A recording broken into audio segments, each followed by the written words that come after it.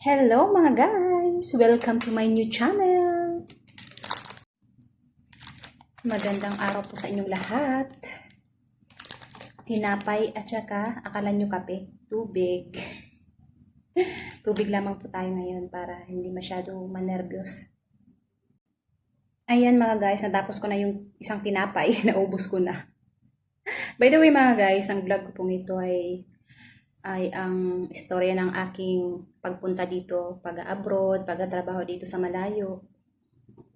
Bali, pangalawang bansa ko na itong napuntahan, itong Malaysia. Ang una kong napuntahan ay Dubai, parting Middle East ang napuntahan ko.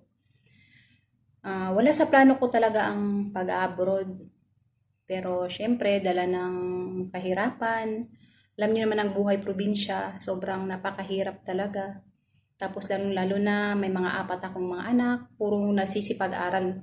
Kaya kailangan kong maghanap buhay para kumita, para matustusan ang pag-aaral nila. Kasi yun ang isang goal ko sa buhay ko talaga, ang makapagtapos sila ng pag-aaral. Kaya yun, naisipan kong mag-apply. May kaibigan akong galing ibang bansa na umuwi, tapos yung parang siyang nag-ano sa akin na ganito, mag-apply ka. Nagtrabaho ko kasi ibang bansa.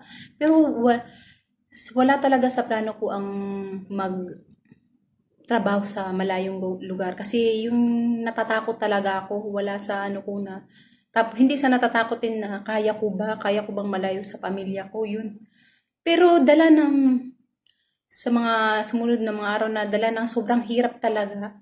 Yung parang maaanong ka talaga, yung parang magpupursige ka talaga na magtrabaho. Yun, nag-ano talaga ako, na buo sa isip ko na magtrabaho talaga ako. Nag-apply ako. Tapos, lumuwas ako ng Maynila. Yun, nag-asikaso ako sa pag-a-apply ko. Pero, nandun pa din yung kaba, yung isip ko, yung parang tumatakbo yung isip ko na magbaback out ba ako? Tutuloy ba ako o hindi? Iniisip ko pag umuwi ako, wala din, nga, ganun. Kaya kailangan, nilakasan ko talagang loob ko, kailangan makapagtrabaho ako. Sabi ko kasi, pag umuwi ako, kawawa yung mga anak ko, yun ang talagang umano sa isip ko, tumatak sa isip ko. Kaya ayun. Pero, nandun pa rin yung takot na, malayong lugar to, anong mga klaseng tawang dadatnan ko doon, mababait ba, bubugbugin ba ako. Kaya naging nega na ang isip ko. Pero, everyday talaga, bawat araw, darasal ako na ikaw na lang, Lord, ang bahala sa akin.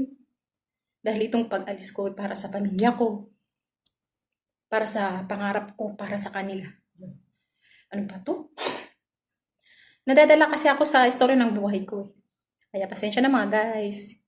Alam kong sa mga kapwa ko OFW na makakarelate talaga sa kung anong napifeel ko ngayon. Kaya yan, sinishare ko lamang po ang istorya ng aking pag-a-abroad na ganito talagang istorya ng aking pag-a-abroad. Ganito ano bang tawag doon? Ganito kung ano ang ko sa pag-a-abroad, dahilan yon.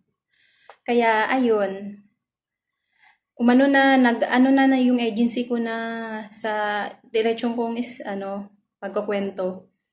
Nagano na yung agency ko na ganito na aalis ka na. Doon yung parang kinabahan talaga ako ng tuluyan. Yun, araw-araw talaga ako nagdarasal, ganito, Lord, na ikaw nang bahala sa akin. Yun. Tapos nung makasakay na ako ng eroplano, kasi first time ko makasakay ng eroplano eh. Ano ba, pa yung puso ko parang mapipigtas. Kaya yun, syempre sa ibang lugar, mga bagong tawang ko doon. Yung parang yung mukha ko, yung dibdib ko, yung parang kumapal na, yung parang kaya ko nang anuhin kung sinong mga makakaharap ko. Yung parang kaya kong protektahan na yung sarili ko. Ganon, no? Yung parang ganon. Yung siguro, sabi ko, dahil siguro ko kay Lord to, tinutulungan niya talaga ako na maging malakas, ganon. Tapos, yun na, thank God. Sinundo ko ng mga magiging amo ko, mga lokal, sila, babait. ayun, hanggang sa na, hindi ko alam na, hindi iniisip ko talaga na matatapos ko ba yung trabaho ko. Syempre may mga pinagdadaanan ka din na hindi yung bawat araw mabuti ang ano mo, 'di ba, sitwasyon mo. May mga moments talaga na sobrang pagod ka na, ganun. Pero, yun, nakaya ko. Hanggang sa natapos ko ang kontrata ko. Gustong inanuhan pa ako ng alaga ko.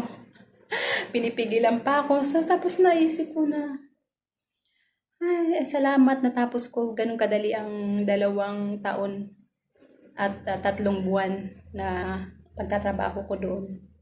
Kaya ayun, nung umuwi ako, syempre, mahirap pa din talaga kasi hindi ako nakapag-ipon. Walang ipon talaga kasi puro talaga na ipapadala ko eh. Kasi alam nyo, may nangyari talaga nung ang pag-alis ko talaga, nasa plano na namin, pinag-usapan talaga namin ng mag-asawa na ganito kasi syempre yung asawa ko nakakapagtrabaho pa noon.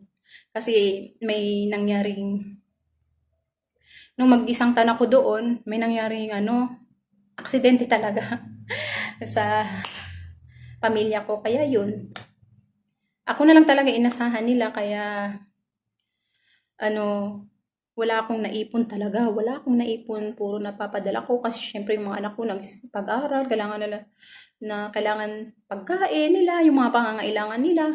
Lahat yun talaga hanggang sa makauwi ako.